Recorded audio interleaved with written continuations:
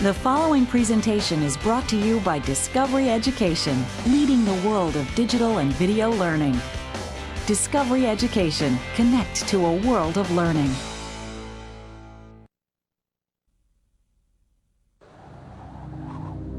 (1347 AD), a city on the Black Sea. Something is about to take place here, an event far more devastating than a single battle. It was the end of the world. A sort of fog that sort of rolled across the countryside, landscape infecting people. Mongolian hordes descend on Kaffa, a thriving Italian trade center. Its defenders are no match for the enemy. But in this battle, the true enemy takes no human form. Unleashed by nature, fed by ignorance, a curse is about to plunge a dark age into a black void of despair. Before it's through with the medieval world, some 25 million souls will be conquered and consumed.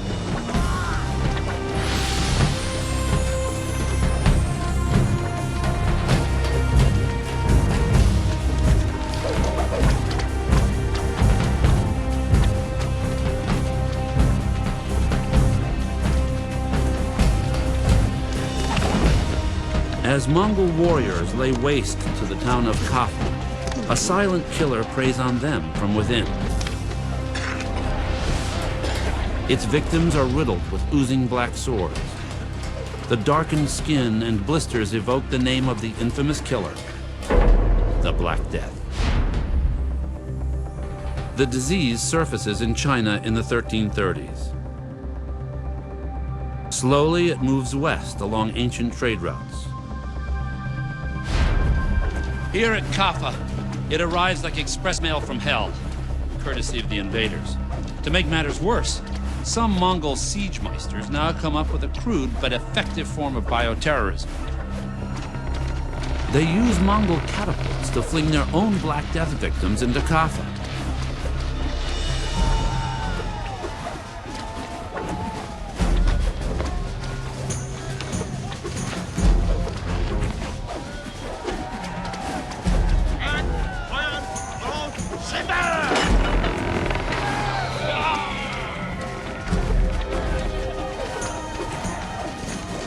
The idea is to infect and weaken the Italian defenders.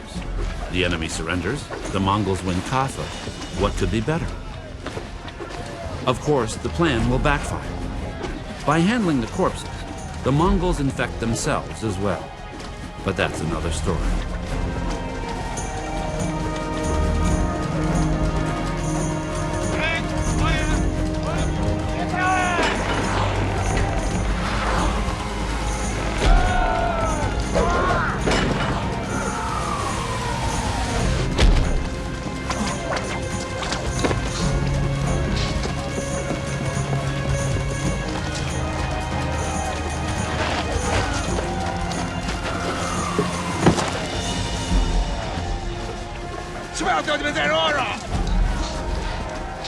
It's obvious the enemy will stop at nothing to capture the town of Kaffa.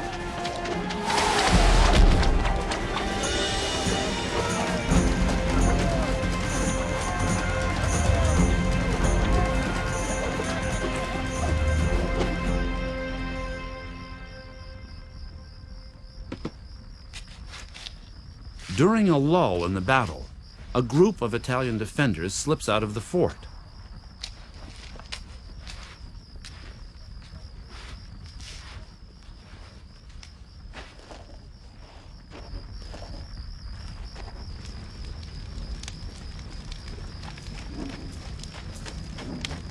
They head for the harbor and one of their own merchant ships.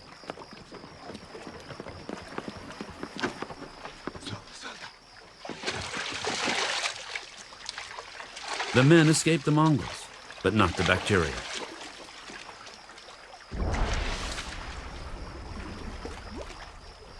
Some are already infected from simply breathing the contaminated air. These stowaways will take care of the rest. Plague-infested rats deliver the Black Death through lethal injection. The deadly venom that infects the rat's blood is this innocuous-looking bacterium, Yersinia pestis. But the fatal link in this chain of rat-to-human infection is an extraordinary parasite, the flea. The Romans believed that fleas were created by the action of sunlight on filth. Wrong answer. Fleas are actually born from eggs laid on the skins of animals, like rats. In search of blood, an adult flea can jump 80 times its own height. Mark Horton is a plague-hunting archaeologist from England. Over the years, Horton has tracked the path of the Black Death from Italy into France and Britain. Along the way, he's developed a guarded respect for the humble flea. The fleas suck blood from their hosts, and that's really how the plague was spread. The flea would go from the rats to the humans and back again. That very action spread the plague even more rapidly as it deposited bacteria. These tiny creatures, pound for pound, must be one of those deadly animals on the planet.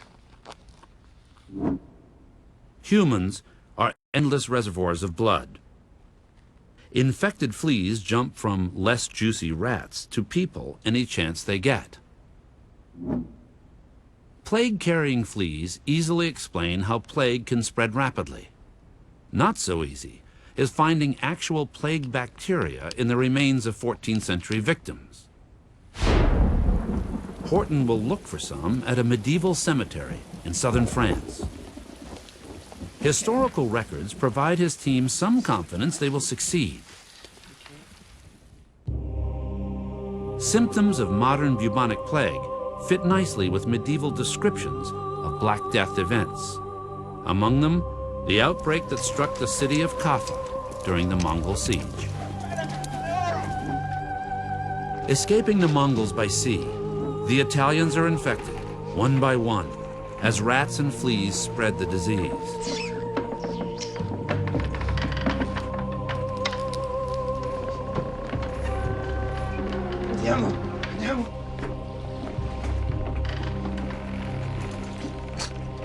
Soon, ships from plague-infested regions carry the Black Death to Mediterranean ports.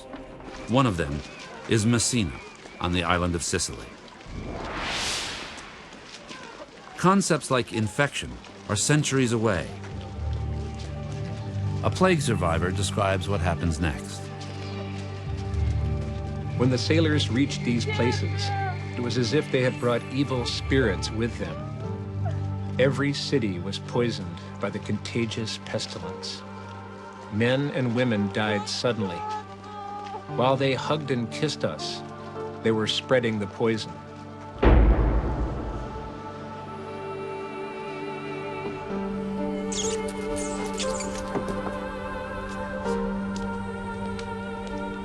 Those not infected by direct contact with the sick would contract the disease when the rats looked for warmth indoors.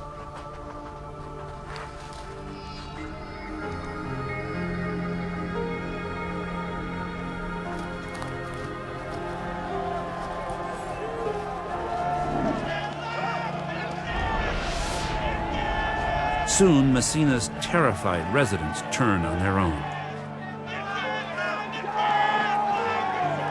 Priests and nuns are left to care for the sick. But the courage of the clergy does little to bolster the dwindling faith of the population. They thought that God caused this. They thought that God was cross with them for some reason or another, and that plague came from God. Tom James is an historian and Black Death expert.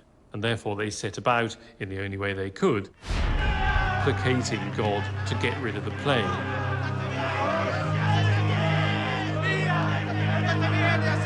A 14th century witness wrote this passage of despair.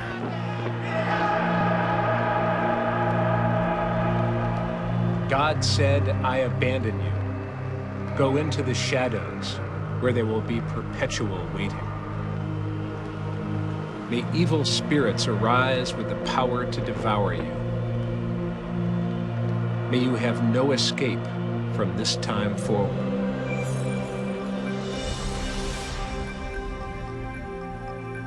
January 1347. The Black Death secures beachheads throughout southern Europe. Now it races inland. We know about the plague in Europe from a variety of sources. We know about it from chronicle sources, but also in Europe we have one particularly wonderful source, which is Giovanni Boccaccio's Decameron. Written in 14th century Florence, the Decameron is an eyewitness account of a continent in crisis. Carissimi, figli sono morto! There's an introduction which tells us a tremendous amount about how families were broken up by the plague.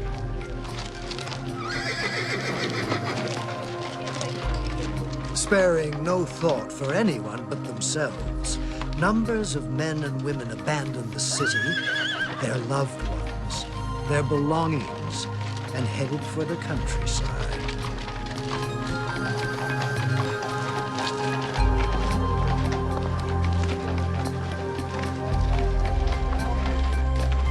Urban populations hit the road en masse, their nostrils assaulted by a scent of rotten eggs and wet leather, the putrid aroma of the dying and the dead.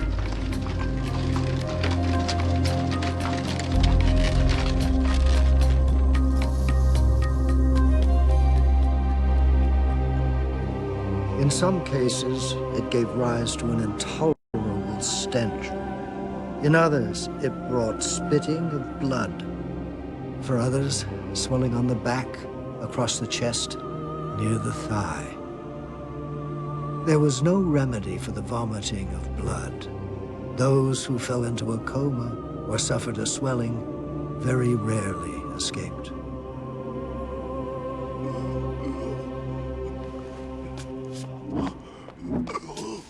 At the University of Padua, Dr. Santa Sofia treats Black Death symptoms with homespun remedies. Among them are wads of pig fat applied to boils.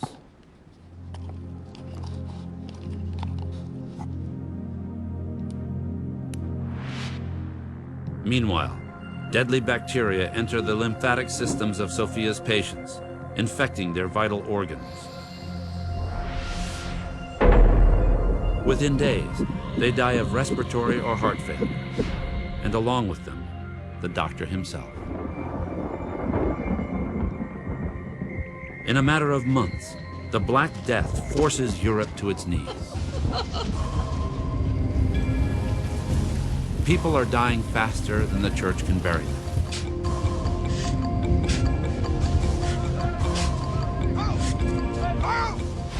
It must have been absolutely terrifying for people in the 14th century as the Black Death spread. They knew that they were the next place to get infected. And because they didn't understand how it spread, they were sort of powerless to do anything about it. Decades before the Black Death, civil wars in Italy drive the seat of Catholic power to France. By 1348, Pope Clement VI now holds the job of leading millions away from sin. Saving them from the plague is another matter. Short of a miracle, the Black Death will take him out as well.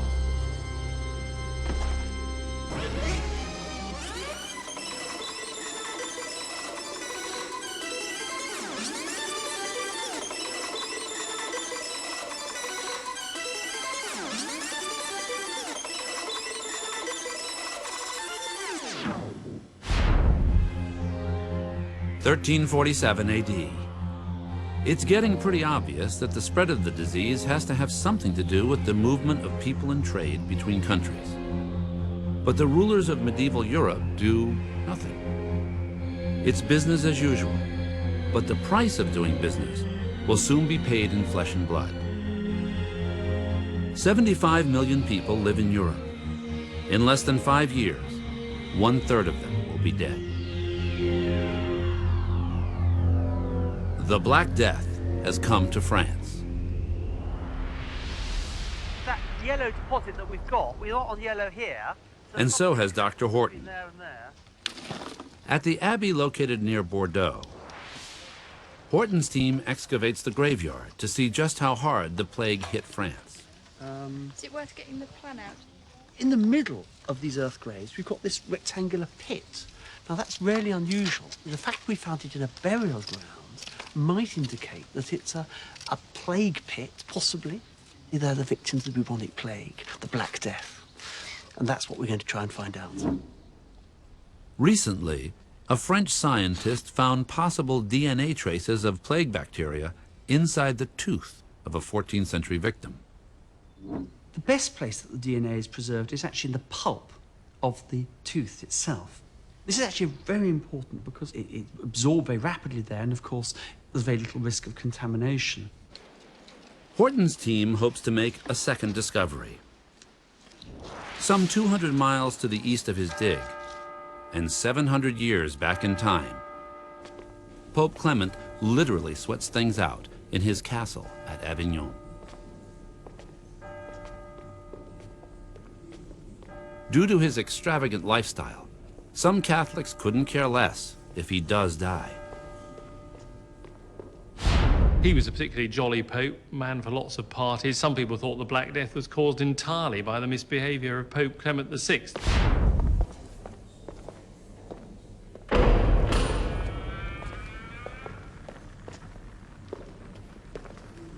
Boccaccio wrote that plague victims ate lunch with their friends and dinner with their ancestors in paradise.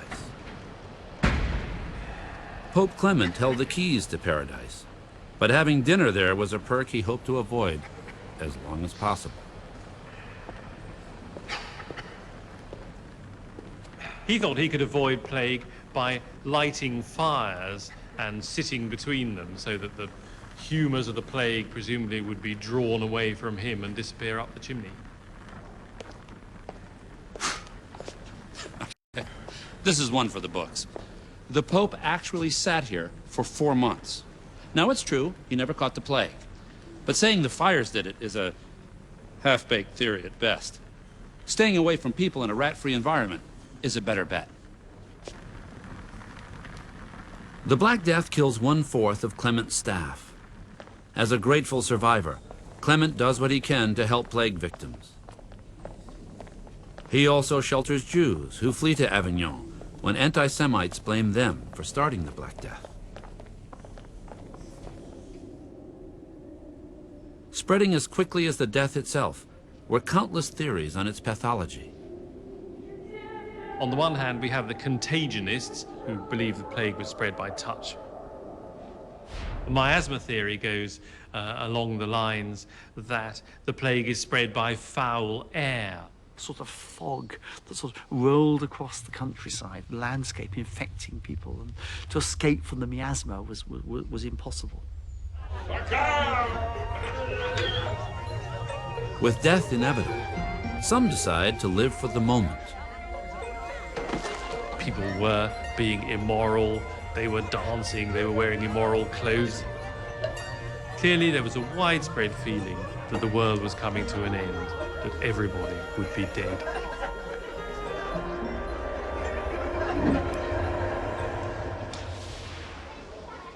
Those unconvinced the end was near carried on life as usual, but nothing was usual anymore.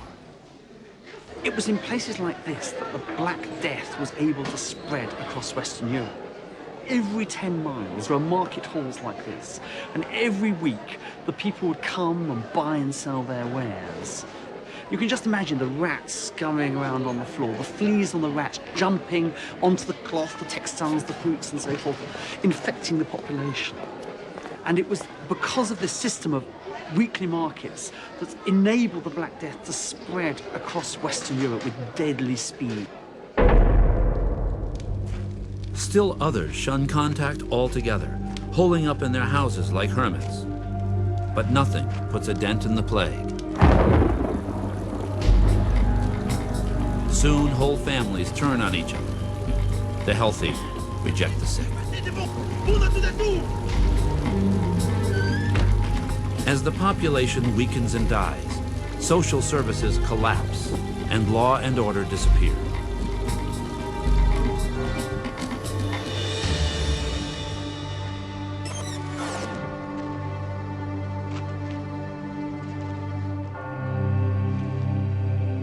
To help the suffering masses gain absolution for their sins, Pope Clement calls for religious processions and rites of atonement.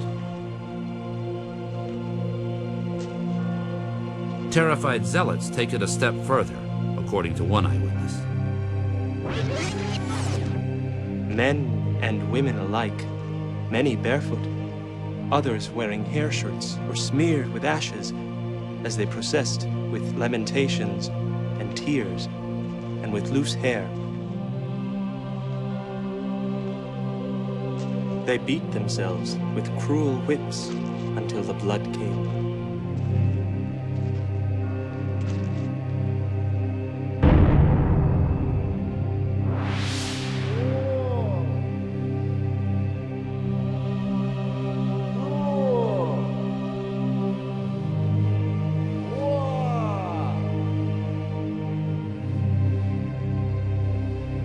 The renegade brotherhood believe the Black Death is God's punishment for their sins, an attempt to literally beat the evil out of their bodies.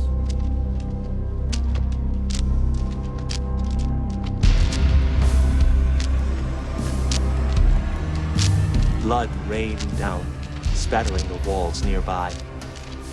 I have seen when they whipped themselves, those bits of metal penetrated the flesh so deeply that it took more than 2 attempts to pull them out.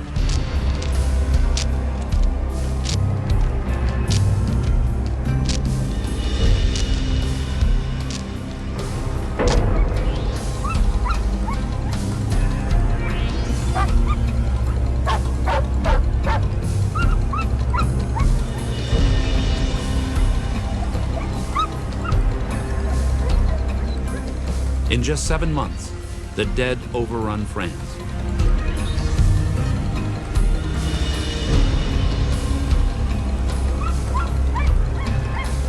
The Pope consecrates the River Rhone as an emergency burial ground.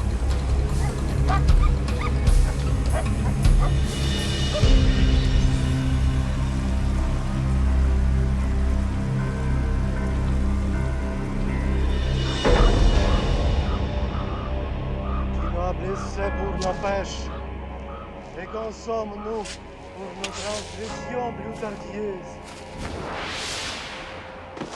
The lucky victims are hauled off to overcrowded graveyards. Et affreuse la virilité. Et maintenant, au milieu du verdict, nos âmes se trouvent dans des mouchoirs de la mort.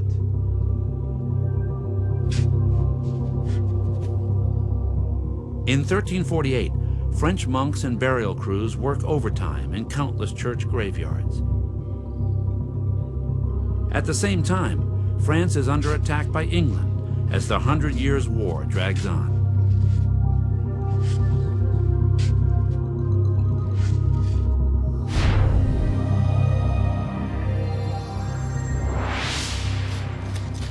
At the Abbey today, archaeologists connect the dots between social upheaval and plague.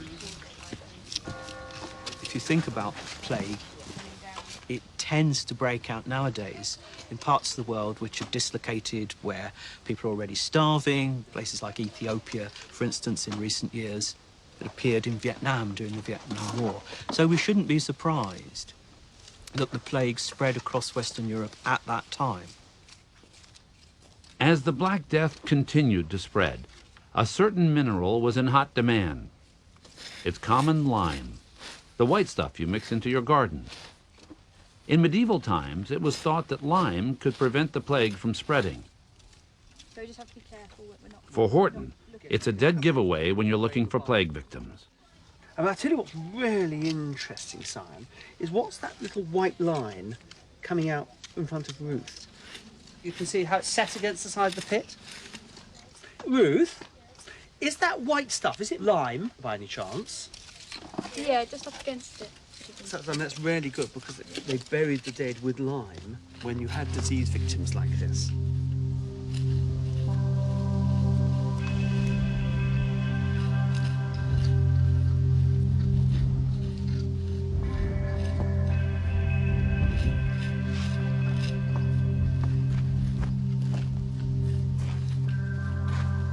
what have we got here?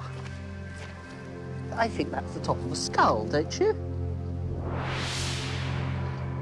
That's the first skull. That means it's not a pit of rubble. It looks like a big pit full of bodies. I wonder how many we're going to get.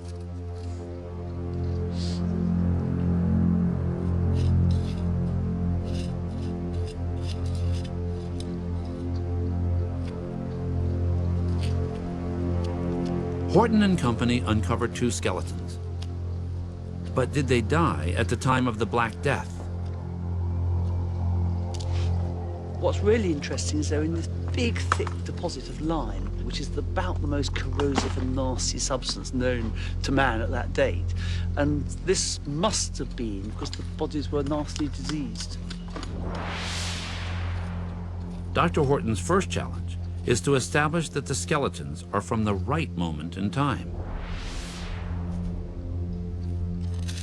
To do this, particles of carbon in the lime will be used for radiocarbon dating. Of course, that will give us an almost precise date, as accurate a date as we could hope for the point at which the lime is laid in the grave, and therefore for the burials themselves.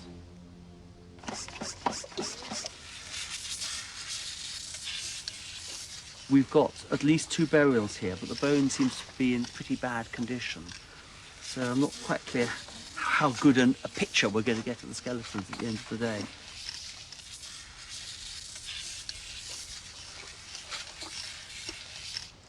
That's great. Try and keep the lime as best you can. Next, Horton and colleague Kate Robson-Brown must establish the 2 individuals in the grave actually died of the Black Death. This one? A tricky proposition 7 centuries after the fact. It's vaguely an anatomical position, though. If you've got the mandible.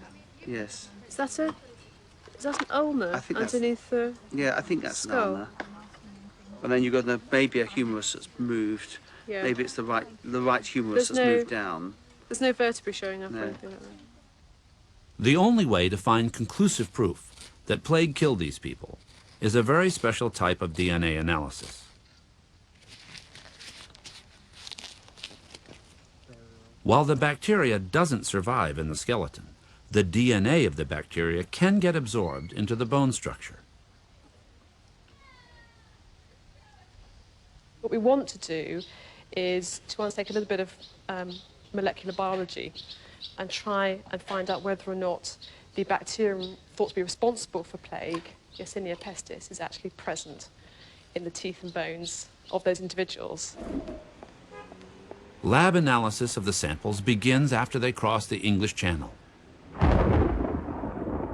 The same path the Black Death followed 7 centuries ago.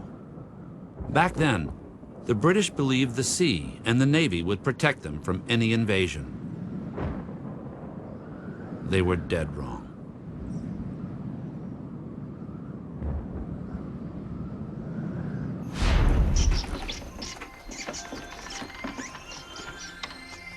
To better understand the mechanics of plague contagion, pinpointing where it first came ashore in England is vital.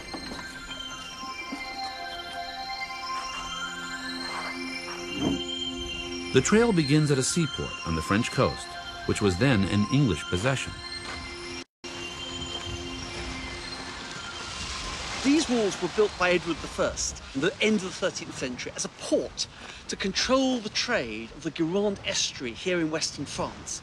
And it was here that much of the Gascon wine was exported to England. And it's as close as we can get to the place in which the Black Death might have spread from France to England. The evidence points to Southampton, still a thriving seaport today. The ships coming from France would have sailed up Southampton water here with their cargo of wine and other merchandise. The English gentry had developed a taste for the grape. The attraction turned out to be fatal, as the public houses filled with wine and brimmed with death.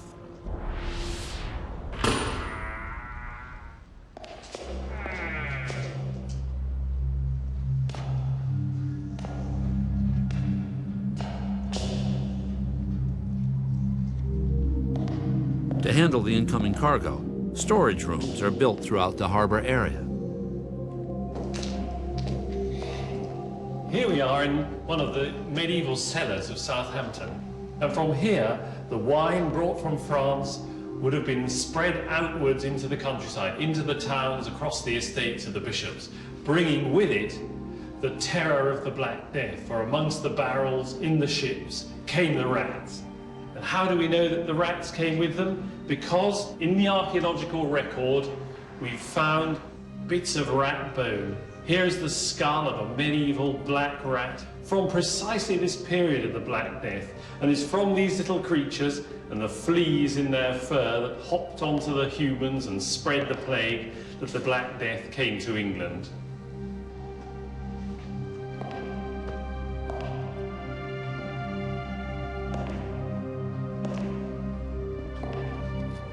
Ideal breeding habitats, the cellars send the 14th century rat population through the roof. By 1350, the Black Death advances inland at a rate of 4 to 10 miles per month. Before it's over, half the nation will die.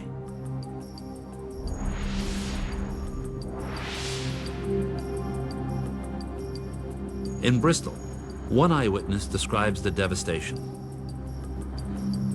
The most lamentable plague penetrated the coast through Southampton, came to Bristol, where almost the whole strength of the town perished.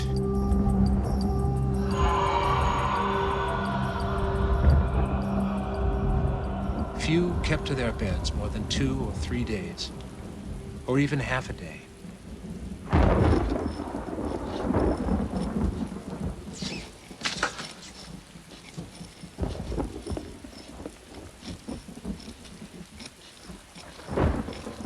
In Hertfordshire, a desperate monk scratches this message into a wall at Ashwell Church.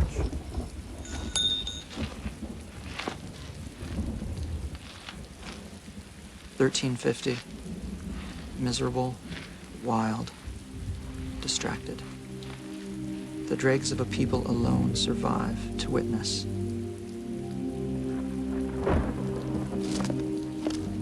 Adding to the monk's despair is a curse from above. I'm not referring to an angry God here. I'm talking about something almost as forbidding. The English weather. The summer of 1348 feels like the winter.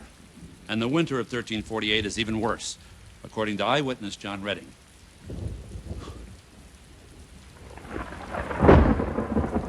Rain poured down in the south and west country from midsummer to Christmas, scarcely stopping by day and night, but still drizzling.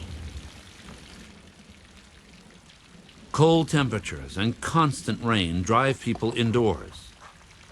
But the rats come inside too, setting up a kind of Black Death megabomb. When the weather finally clears, tens of thousands of English victims are dead or infected.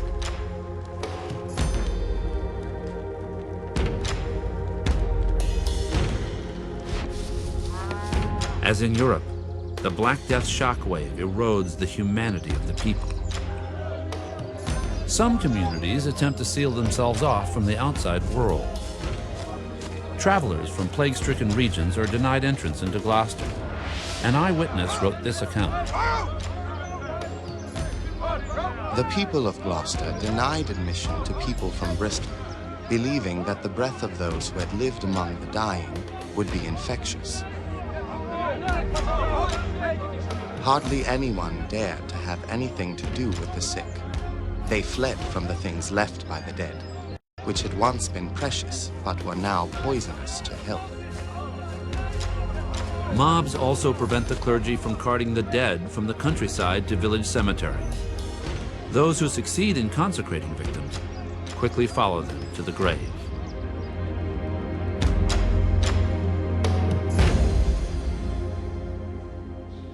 At the peak of the Black Death, a priest's life expectancy is 3 weeks.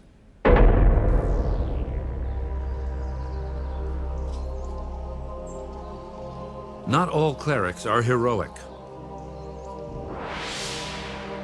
The fortified ramparts of his palace did little to calm the nerves of the Bishop of Bath and Wells.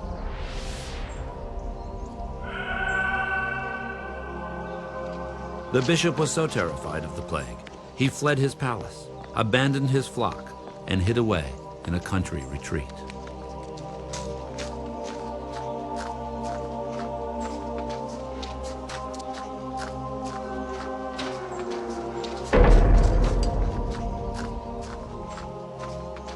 What took root in the country will soon flower in Europe's most overcrowded and filthy metropolis, the city of London.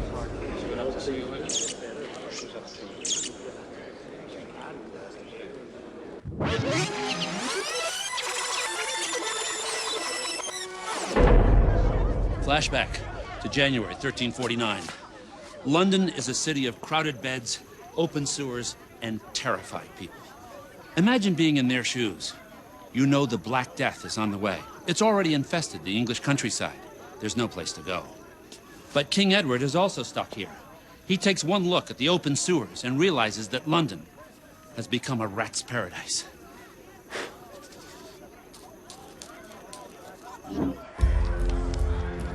The king fires off a written complaint, delivered to the Lord Mayor of London by royal messenger.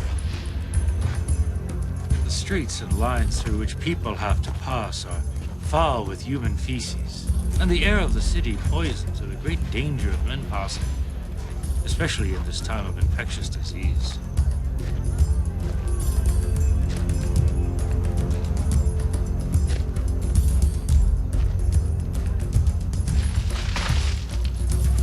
Any plague would travel like wildfire through the city.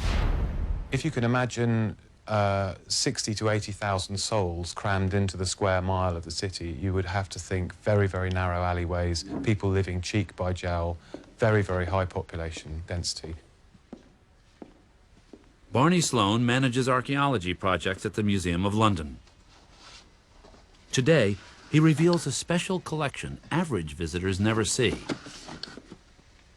This is the storage area for all of the excavated skeletons from the whole of Greater London, archaeologically excavated. There are something like 18,000 individuals stored here. We're keeping them here so that we can do analysis on them. This one is a burial from one of the Black Death graves.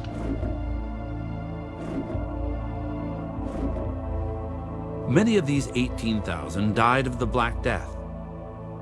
Sloane is certain of that because he uncovered at least 1,000 of them personally. About 250 meters from the world-famous Tower of London, Sloane made his historic find. It was here that 15 years or so ago, under these buildings, we excavated the 1,000 or so burials from the Black Death Cemetery. There are probably hundreds still under there somewhere. It was the first mass plague pit ever uncovered. Sloane was stunned by the sight. The actual digging up of corpses piled 5 high and along huge, great trenches really does sort of bring to bear on your mind what must have been a huge panic and a terrifying time. Along with the human skeletons were those of the creatures who brought death to countless doorsteps. So we could actually speculate that this little beastie here may have been one of those responsible for actually spreading the plague around London.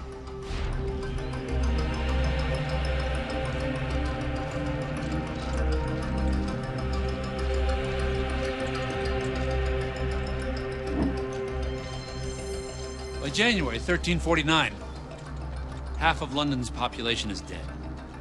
Giant emergency burial sites are created, like this one, at the Charterhouse Monastery. Here's how one eyewitness described it. A great plague in the year of our Lord, 1349. This churchyard was consecrated. And within the bounds of the present monastery were buried more than 50,000 bodies of the dead. God have mercy.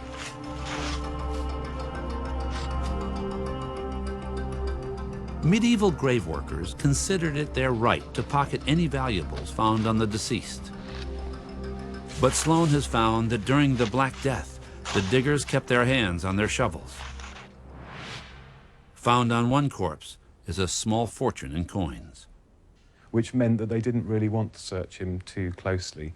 And it gives an image of what it must have been like to have the job of burying these people at the time.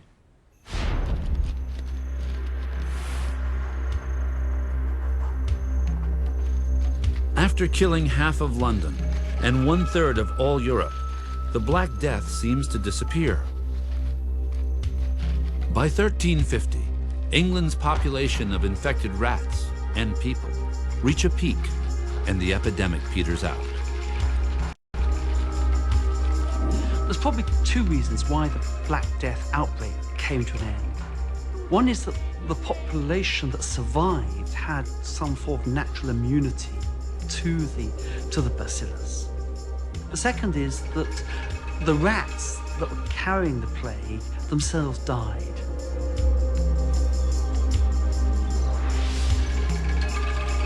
On the upside, as the human population heads for the basement, the lives of those left standing greatly improve.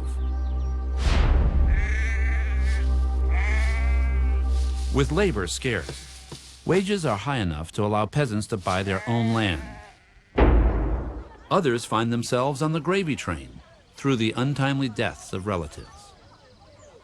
These are the people, of course, who are benefiting most clearly from inheriting the wealth of people who have died in the plague.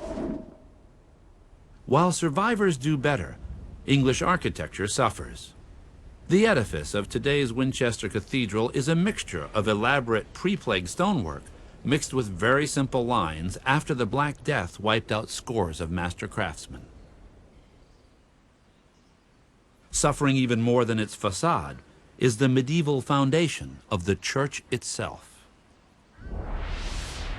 Up to that time, ordinary people had accepted unquestioningly the doctrines of the church. But then this great cataclysm took place, and they said, well, you know, what power does the church have to look after me and you? It really set the seeds for rational ideas, rational thoughts, perhaps the beginning of the Renaissance. And as the authority of the church fell, the validity of science ascended. At the apex of this revolution are DNA labs, like this one, at the University of Manchester Institute of Science and Technology. Here, human remains of suspected plague victims are analyzed in hopes of isolating the DNA signature of Yersinia pestis.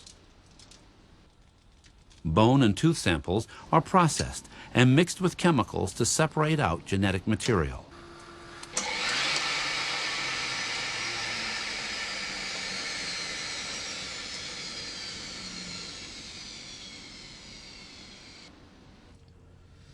Okay, Coach, let's have a look and see what's there.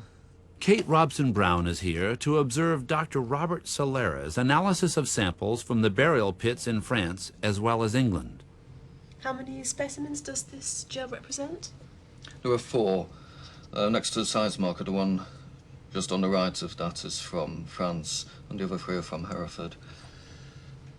And none of them are showing any plague DNA? No, unfortunately not. After months of hard work and weeks of waiting for test results, no trace of the bacterium is found. So do these results mean that this individual definitively did not have the plague? Not necessarily, no. It could simply be a question of poor DNA preservation. It's still quite possible that that person died of plague. Confirming the true cause of the Black Death is only a matter of time. Scores of samples remain to be studied, including those from a subsequent outbreak that occurred in the 17th century. Again, the Black Death would pit the humanity of a people against the innate will to survive. 300 years after the Black Death first swept through Europe, it resurfaces here in northern England. The self-sacrifice of the people in the village of Eyam continues to inspire visitors from around the world.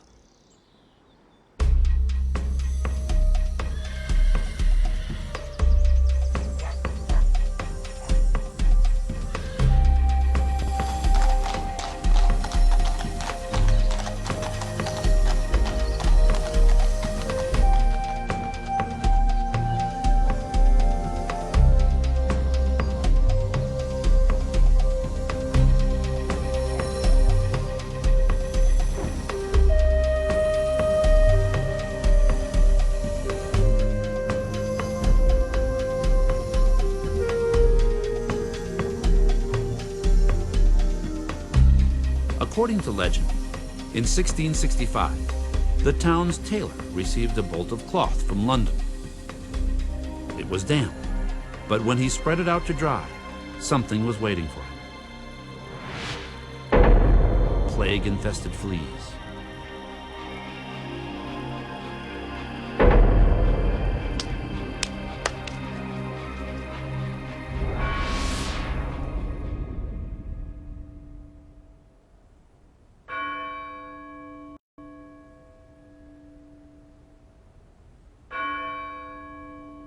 Family after family succumbed to the plague.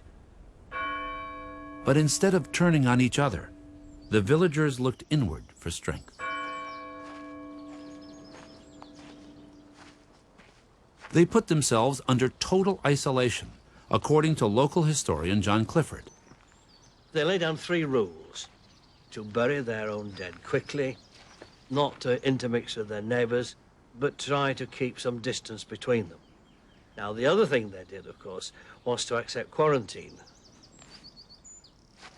When neighboring towns realized what the people of Eyam were trying to do, they showed their support at this boundary stone. This place was one of the places chosen by the villagers and by their neighbors where food could be left for them. The grateful residents of Eyam left coins in these holes. The holes were then filled with vinegar as a disinfectant. Nearly 30% of the villagers died. But the Black Death never spread beyond Eyam.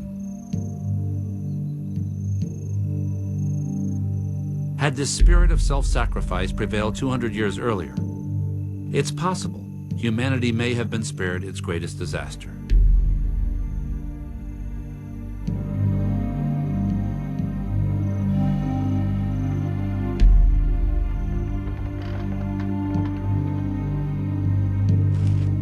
Roughly 33% of Europe's population, some 25 million people, died in the 14th century outbreak.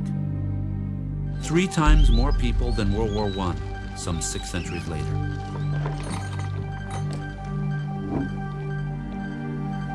Without modern treatments, if medieval Europe's disaster struck America today, the total population of the mid-Atlantic states would die.